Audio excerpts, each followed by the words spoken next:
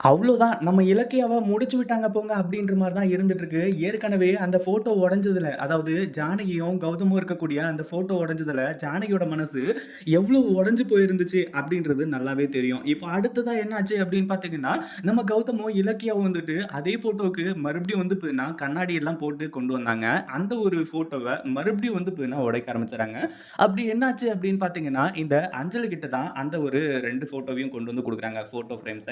அதுக்கப்புறம் தான் வந்து பார்த்தீங்கன்னா, அஞ்சலி இருந்துட்டு அத அங்கேயே வந்து பார்த்தீங்கன்னா வச்சுடுறா. அவ பிரிச்சு பார்த்திருந்தா என்ன நடந்திருக்குமோ, ஏது நடந்திருக்குமோ அப்டின்றது அப்பாற்பட்ட விஷயமா இருந்தாலுமே கூட, அடுத்ததா வந்து பார்த்தீங்கன்னா, இப்போ நம்ம அ அதாவது பைரவியும், அதே மாரி ஜானகி 2 பேருமே வந்து பார்த்தீங்கன்னா, அந்த ஒரு ஃபோட்டோவ பிரிச்சு பார்க்கலாம் அப்டின்னு சொல்லிட்டு வந்து எடுத்துட்டு இருக்காங்க.